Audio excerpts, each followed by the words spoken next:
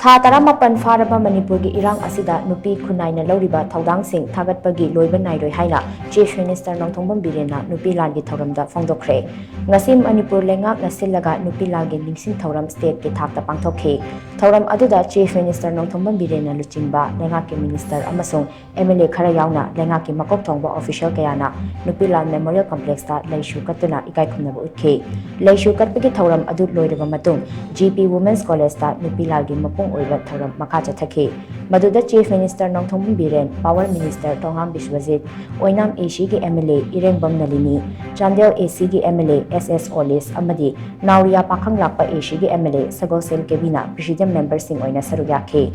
thouram aduda Chief Guest ki waro piraduna Chief Minister N Biren na hai ngasi pangthokliba thouram asi Manipur gi Nupi Khunnai da jeliba lengak nungsibagi ihul amadi leibak ki damak kathokpa ngambagi thauna adu ningsingbani haukiba thodokna para ama oiraga haurakliba tunggi mirolna leibak ki damak kathokpa ngambagi lambida chatpa ngamnaba ngasi gi mirol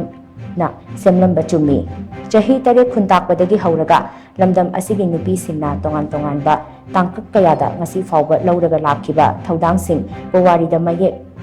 lana lehoragadaba ngaktani Thouram pharaba Manipuri Irang asi hek haurakpadagi Nupi Khunnai Louriba Thoudang Thagatpagi Loiba Nairoi matam amada lamdam asigi nupi singna British ki mayokta phangchet laklaga changsing kiba khongjang ngasi maksu mami tadaba nate Nupi Khunnai na Manipur gi damak Louriba Thoudang asibu sakhangba oina aikhoishu lingjel manana makhoi gi damak lefam thoi hojik thokliba Manipur gi Irang asi mipum khuding makna Lokshin Bapami Adubu Irang asi Loshin Bapami Adubu Irang asi Aruba Fibam Amadagi Haurakpa Maramna Waroshin Ama Purakna Bahotna Bada Tarai Loba Yadaba Maramna Matam Jangbani Pumna Maksing asi Oidunashu Center Amasung State Government Anina Irang asi Tung Koina Chatnaba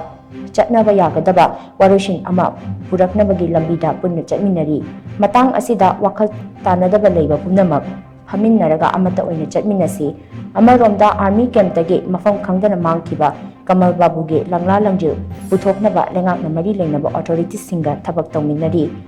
miyamna tawhaningba thabak thouram sing lengak nasu chapchana khangni ngasi amadi tungi mirolda constitution ge mapung faba ngaklo phanghanbang haibasi lengak asigi pandamni hainasu Chief Minister Nongthombam Biren makhatana phongdokhe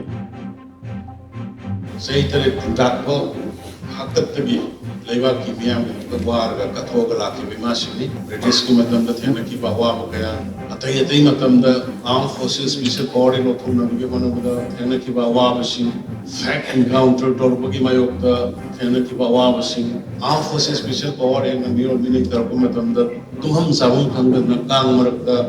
maira pairaga sorokta lekhiba madugi tangkak mayam do Nasigi Sarkar Pai Nasai bin Complete Adumang Naipina Armed Forces Special Force Loktoba Horkibani Hana segment Taret Katagi Loktoba Tanamado or Sarkar when Fatana Takna Romatum segment Ninfu the Loktoba Hokibani Live activity Jip Tole with Bokshida Kara Ugunam the Yangunam the Batabam the Sinkar York the police station Anada and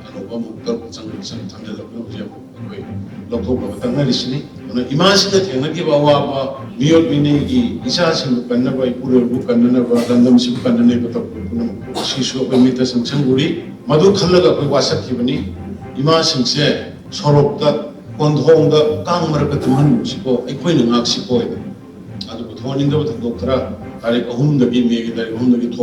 talk with the Imagine, Nasiamu, Dumum Sabu, and the Sorok, the Lamza, the Lily, Tumatam the Imagine. Hanagi, among its a Himahata Ramba, Aduki Pibamduda, Yumda, Inna, Nuaina, Masa, Mapuro, Senaraga Tumzabang, Nunabagi, the cooperation review, support of you, Sibu, we should show you the Maduki Pibam as a gay. Thouram aduda President gi waro piraduna Minister Tongam Biswajit na hai lamdam asigi nupi singna kathoklaga lakpagi khudam changdam sing ngasi su mamitari powarida achoba mafam ama kalliba Nupi Lalgi thodokna Manipur gi political amasung economy da achoba ahongba ama purapa ngamkhi ngasimaksu Khunnai asida awanba political amasung economy gi ahongba ama purakpagi mathau tariba asida Nupi Khunnai gi achauba thodang lei masiga iroinana mapangal kanba Nupi Khunnai ama semgatpada aikoi kudingmak ninjel manaba mathau tai haina Minister Biswajitna makhatana phongdokhi Bharat Sarkar na kari Nupi ki empowerment si tawkhe di Manipur Sarkar na tawkhe si Nupi wala samaj na su time to time ninjel Nupi wakal duni maram de apna Louriba gender equality is leitana apong kudimakta chakapagi changda kasu phongdokkhre mo gender equality Louriba NCCC yariwa kai mithalaba number matamda da apoi Manipur nation apoi region chi chakappa state sing chakappa amadi Bharat chakappa da yamna kanba papangal amati ka daru me habsi apoi kunamna apoi khaminaba tangai phadana elai adu apoi ngasi laina ina panjagi ba socio economic activities da Panala Chapalasu, Aquagi Tapalasu, decision making in the Hiram Zida, areas that acquiring a scene of you as a mass here. Sondana legacy, Ena,